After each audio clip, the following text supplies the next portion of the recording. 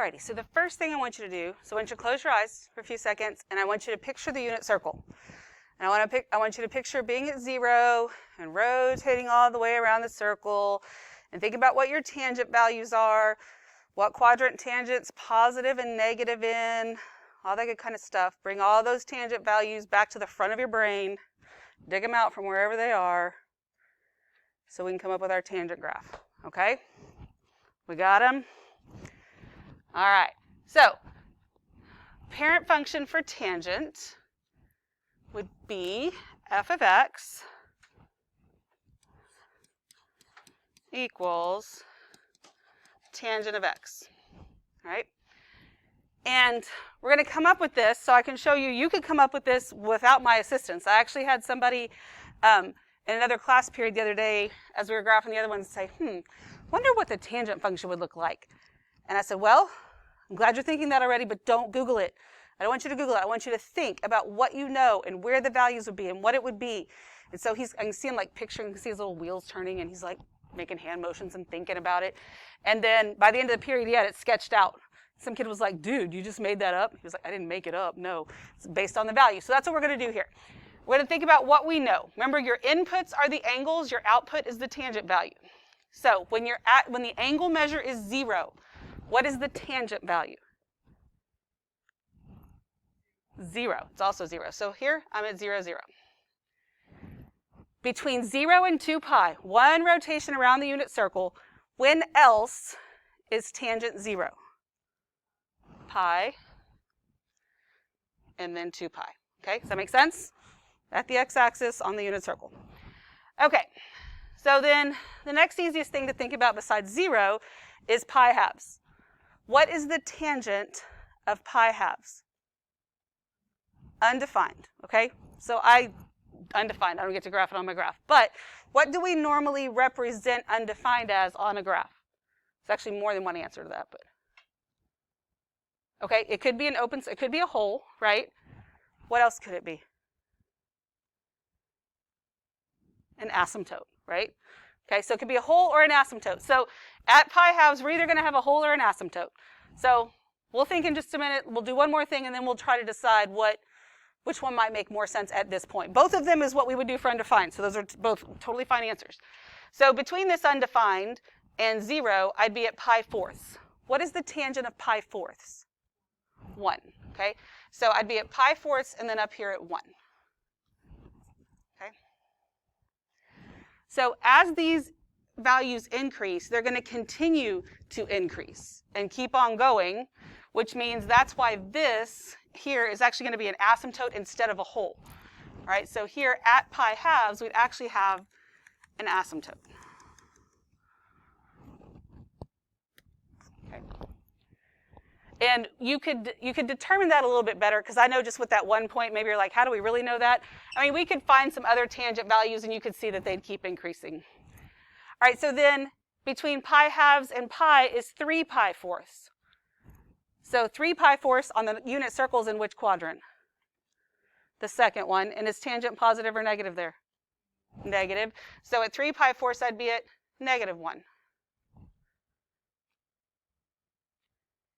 Then at 5 pi fourths, which would be right here, I'm in the third quadrant where tangent's positive, so I'd be back up here at 1.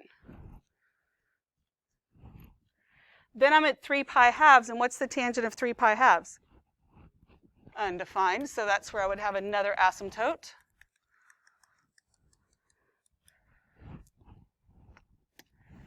And then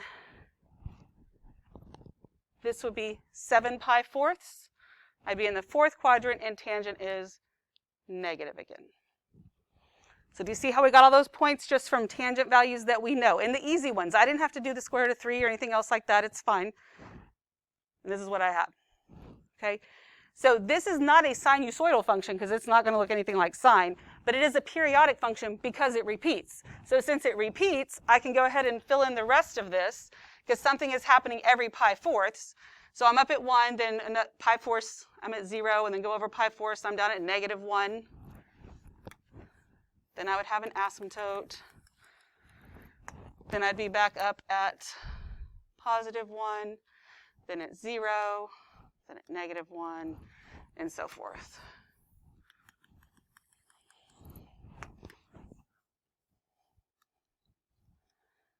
And I can fit this one in here. So actually I can go 1 to the right of 2 pi as well and get this. So in between the asymptotes, the 3 points that I have are lined up perfectly just to draw a line through them. But drawing a line through them would not make any sense because then it would poke through the asymptotes, and that's a big no-no. So it has the point of inflection and looks cubic-like. I say cubic-like because for a cubic, we would actually continue to go, the domain would be -infinity to infinity. We wouldn't have asymptotes, but it has that shape to it, which is, I know what you think about when you graph these. Make sure there's arrows on the end. Make sure you go all the way to the end of the grid and always continue on. There is your tangent parent function.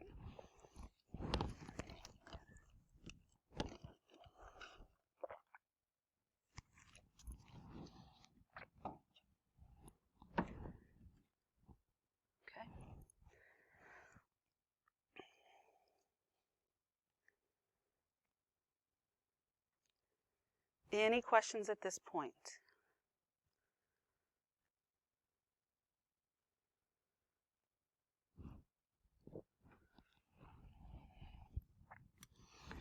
All right, so I want you to think about the domain. Is the domain all real numbers? No, because we have asymptotes, right? Those asymptotes break up my, that's the only thing that's affecting my domain. And I'm going to have an infinite amount of those because this is going to keep on going. These asymptotes happen at spaced out by how much? What kind of distance? It's a pi. So from here to here, this is pi halves, but I don't have an asymptote there. It's another pi halves. So they're actually pi units apart, right? So they happen every pi. It just doesn't start at 0, right?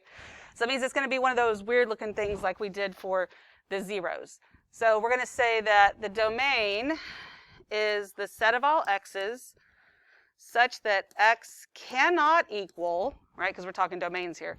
So it cannot equal n times pi. Well, n times pi is actually fine because that would include 0. So I have to put plus pi halves. That's what shifts it over a little bit. Where n is an element of the integers. And remember, right now you're going to be writing those with my assistance, so you don't have to worry about, I don't know that I would come up with that on my own, as long as when you see it, you can make sense of it, and you understand why it's written that way. Okay, are we all good with all that then? Okay, so it's the set of all x's, and this is actually still not fully, we didn't say that x is an element of the real numbers, but that's just kind of assumed here, but yeah, so it's all real numbers except for that stuff, which would be easy, which we did a lot with the rationals with like all real numbers except x can't equal 2 or whatever, wherever an asymptote was, but we have an infinite amount of them here. Okay, so then my range, what's the range of this function? Good, -infinity to infinity. So it is all real numbers, but I'm going to write it that way because that's how we've written it on the other ones. So then zeros. We have the same kind of zero situation that we did for sine and cosine. I mean, completely different graph, but I do have an infinite amount of zeros, and they're happening every how often? Pi. They're happening every pi as well, and it starts at 0. So here I can say it's a set of all x's such that x does equal n times pi, and n times pi is fine. I don't have to shift it, where n is an element of the integers.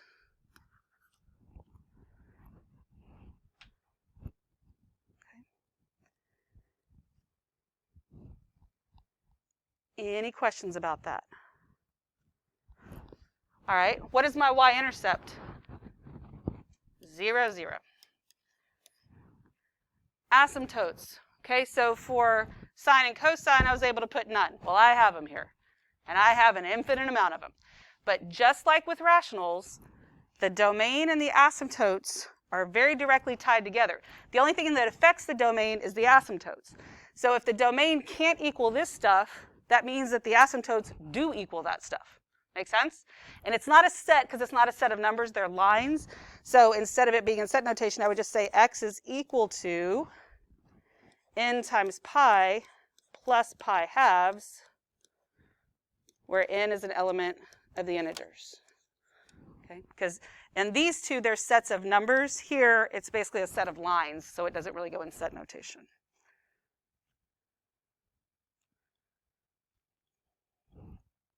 All right, so amplitude. Let me remind you of the definition of amplitude.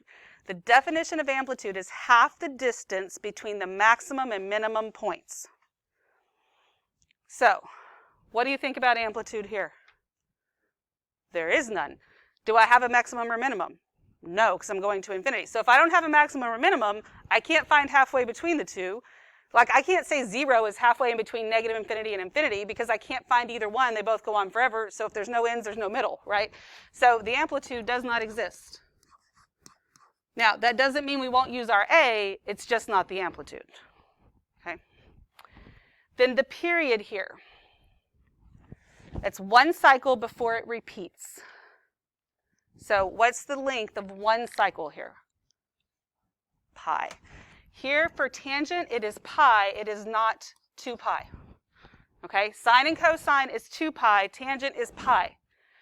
And you can look at it two different ways. There's obviously, it repeats after every asymptote, so there's pi units here.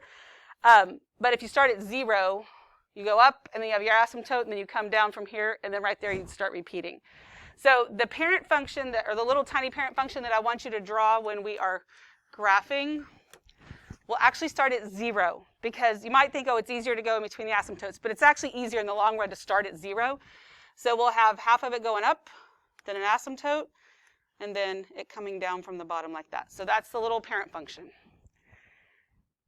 And that may seem tedious, but I'm telling you, the weirder the graphs get, the more helpful that is. And I don't want you just looking at one to do each graph. Draw it every single time, because it won't take you but like 2 seconds. And if you actually do it every single time, you won't even think about it when you're doing it, and you won't have to remember what it looks like. If you're just doing it every time, it's easy. It's a piece of cake. You won't get them mixed up. Okay. Any questions at this point? All right, so let's talk about transformations.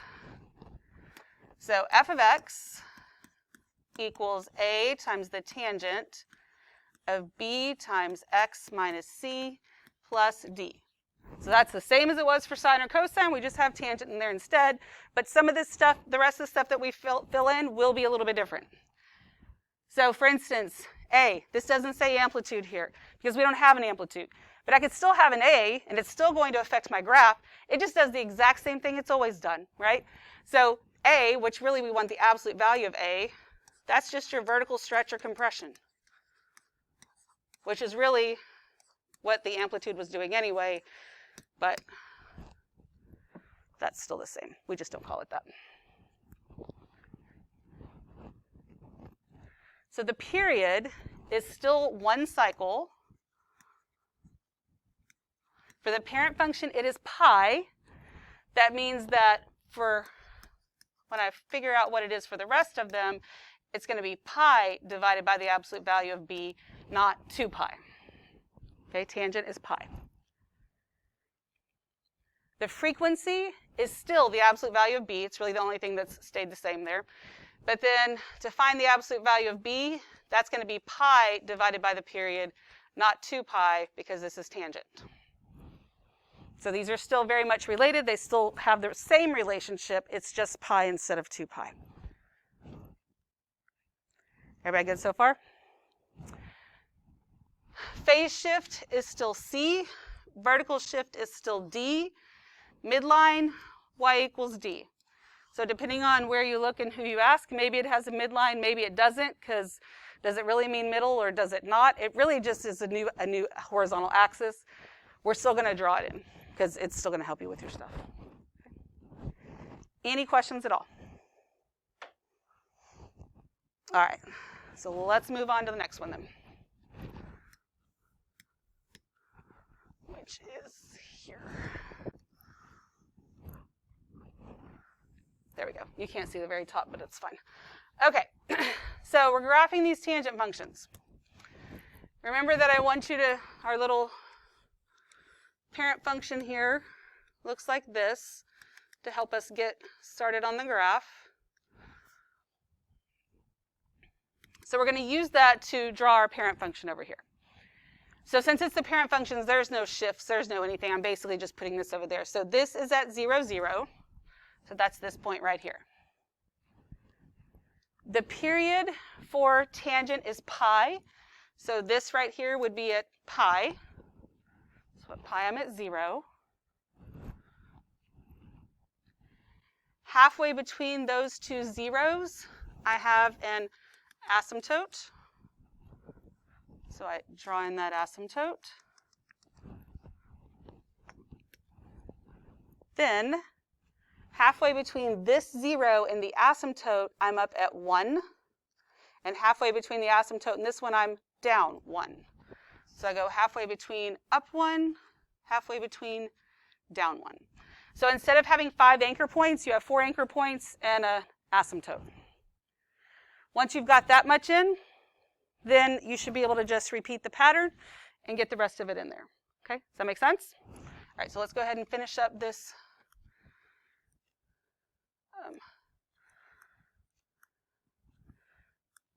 This parent function here.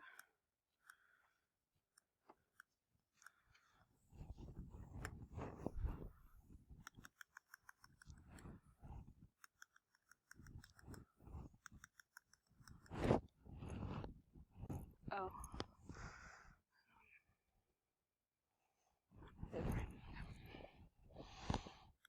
Oh.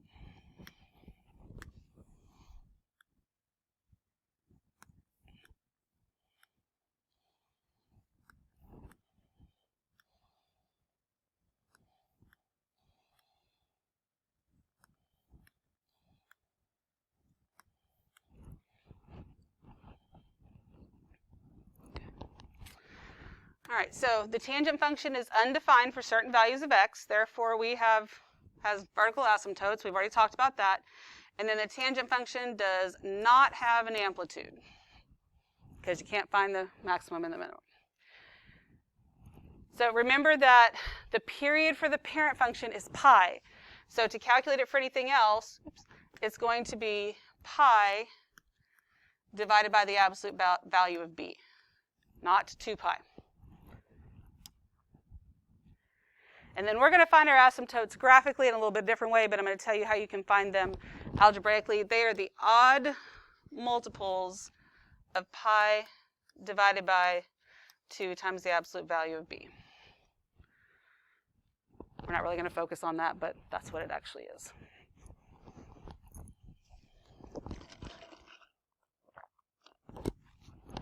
Okay. Everybody good so far? All right, so let's graph a few of these. So we're going to identify not just what it says, we're going to identify all the stuff it says.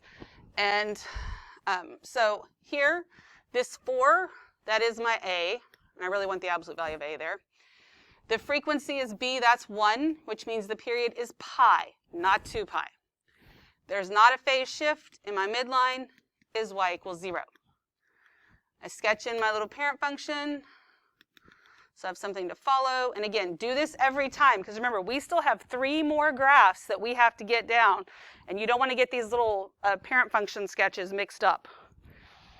Okay. And so I'm going to draw in my midline, which is at y equals 0.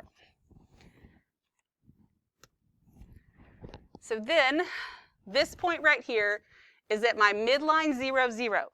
The only thing that changes that is a phase shift, which I don't have. So midline 0, 0 right there. This point right here is at the end of the period, and the period is pi.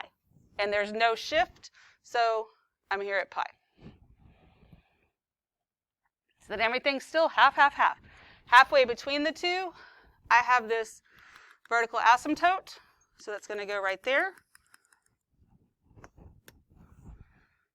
Then halfway between this point and the asymptote, I would be at 1, but I have my a is 4. So halfway between these two, from the midline, I go up 1, 2, 3, 4. And then halfway between these two, I go down 4. 1, 2, 3, 4.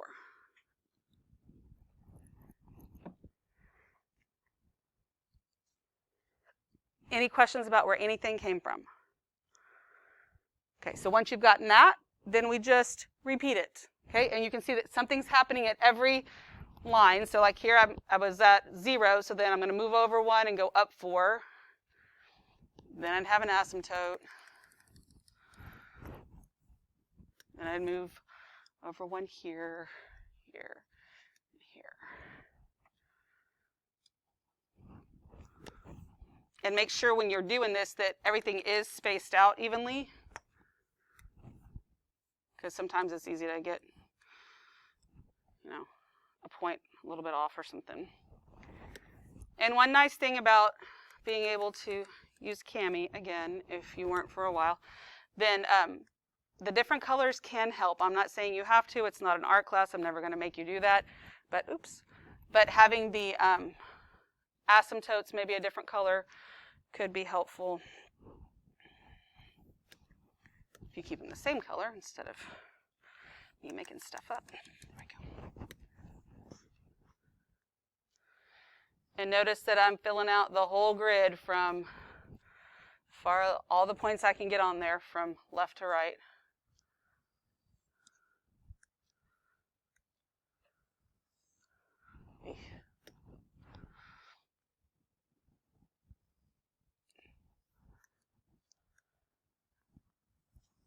So this is just a vertically stretched version of your parent function, because that was the only transformation there.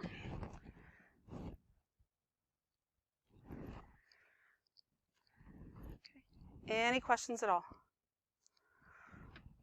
Okay. So then I have, on number 2, I've got this negative. What does that mean is happening? Reflection. In which axis? The x-axis. Okay, so I want you to close your eyes for a minute. And I want you to picture the cosine parent function, okay? Cosine parent function. If I took the cosine parent function and I reflected it in the y-axis, does it look any different than the original? The cosine won't. The cosine it won't look any different, right? Okay, so now picture the sine parent function. Now reflect it in the y-axis in your head. Think about what that looks like. Now take the sine parent function again and reflect it in the x-axis. Do you see how the x-axis and the y-axis reflections look the same? Okay, because somebody asked me last period, can you reflect in the y-axis basically? And I said, well, yes, and we haven't, and that doesn't show up a lot because the nature of the periodic functions, you can make a reflection in the y-axis happen by doing other transformations. Does that make sense? It just kind of depends on what it is, and we'll kind of look at that a little bit more. But I just wanted you to be able to kind of picture those things. And the more you can picture that stuff, the better off you're going to be when you have to actually think about what things look like, okay? Because honestly, that's what's going to happen more in calculus than you graphing beautiful graphs like this. It's going to be, picture that graph. What happens when we shift it up? What happens when we do this and that? But you can't picture those things if we don't do this. So you've got to kind of get used to doing both. Okay, so we are going to reflect in the x-axis here. And so A is 1, because it's the absolute value that I really want. My frequency is 1/2, so what's the period? 2 pi. Very good. I don't have a phase shift. My midline is y equals 0. So I'm going to sketch my little parent function every time and not be stubborn so that I don't get it mixed up with the other ones, which you may not get it mixed up now, but you never know what's about to happen. Okay, so, and I need to sketch in my midline, which is at y equals 0. Okay, so this point right here is a midline 0, 0, unless I have a phase shift, which I don't. So I have a midline 0, 0. This point is at the end of the period, which is at 2 pi, unless I have a phase shift, which I don't, so I have this point right here. All right, so then halfway between these two, I have a vertical asymptote. So that would be at pi.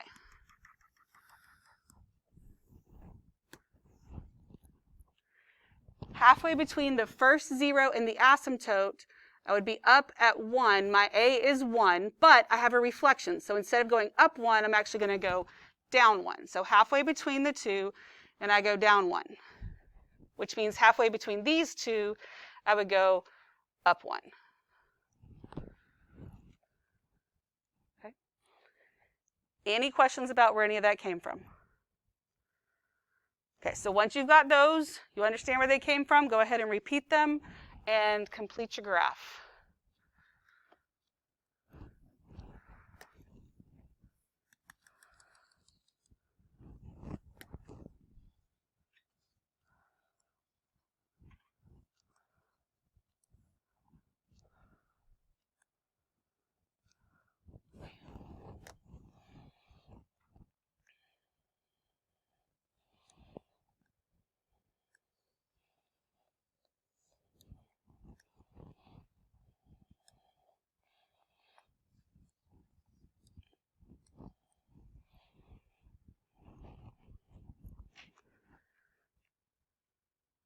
So I have a horizontal stretch, because we changed the period, and a reflection. So now I want you to think about the reflection we did. Would we have gotten this exact same thing if we had reflected it in y instead of x? And we would have, okay? So sometimes they're exactly the same. Sometimes they're not, because if I take the cosine parent function reflected in y and reflected in x, clearly they're not the same thing.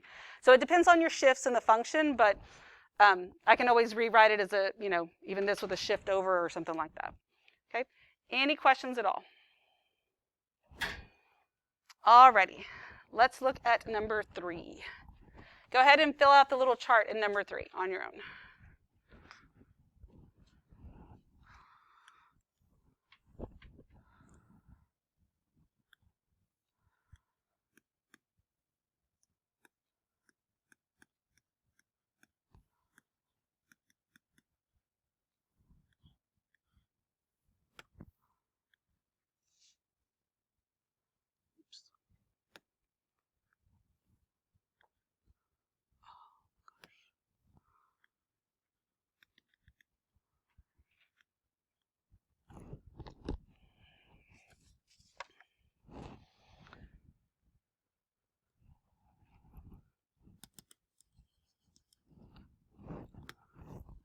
So I got 1 for A, pi for the period, frequency is 1.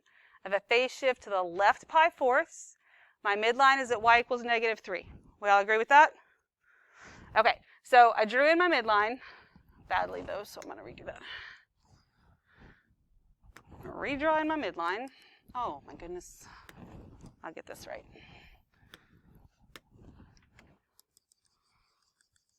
Okay. All right, so I'm going to start here. This is a midline 0, 0, unless I have a shift, which I do. So I'm going to put my pen at my midline 0, 0, but then I'm going to shift to the left pi fourths. That is my first point.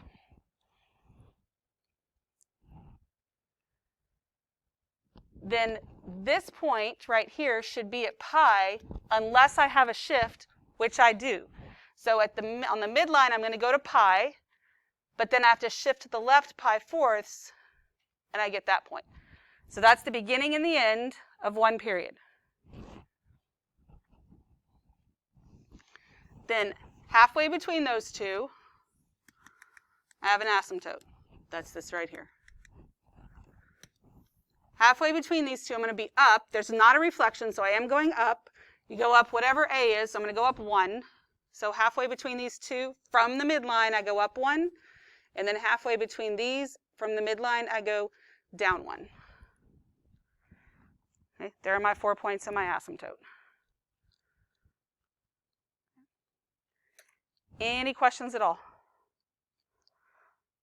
All right, so if you got those, then go ahead and repeat them and finish your graph. I'm going to leave it like that for just a second in case. And if you don't understand where something's coming from, please, please say something. Ask me.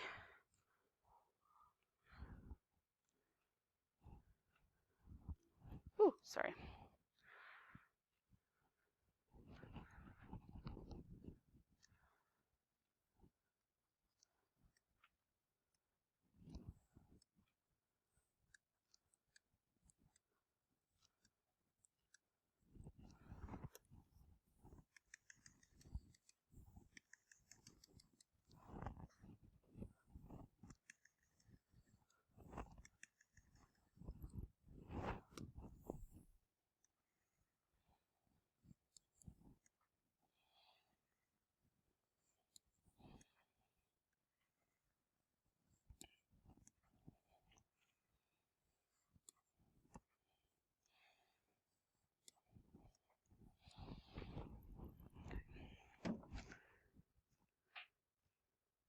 All right, any questions at all?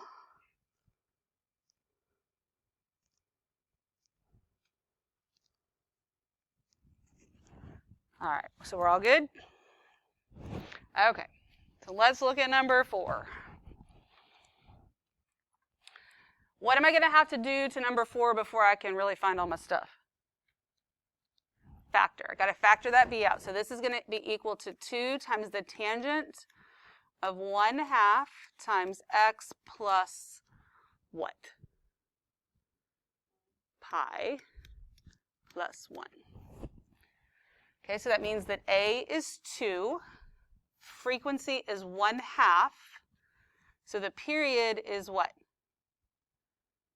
2 pi. Very good. I have a phase shift to the left pi. And my midline is at y equals 1. All right, so you go ahead and graph that one from scratch.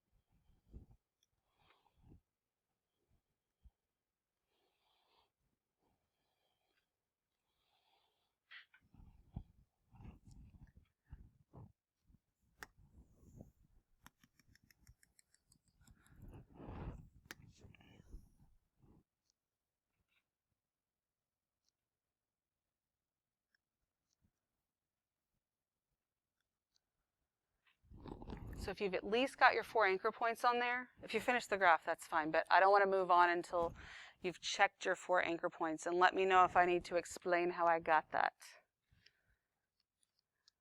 Do I need to talk you through it? Or you think you're good? You got to speak up. Okay, because this point would be my midline 0, 0, but then I shift to the left pi. This point right here would be at 2 pi, but I shift to the left pi, and then I did half, half, half. Okay? Corey asked me a question.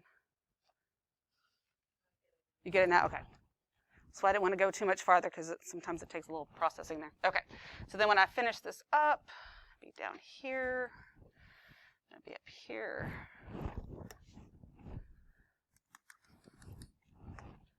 Here.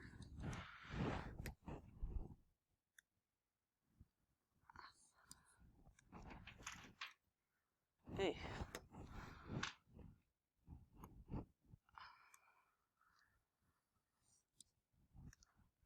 There we go. Any questions at all? All right.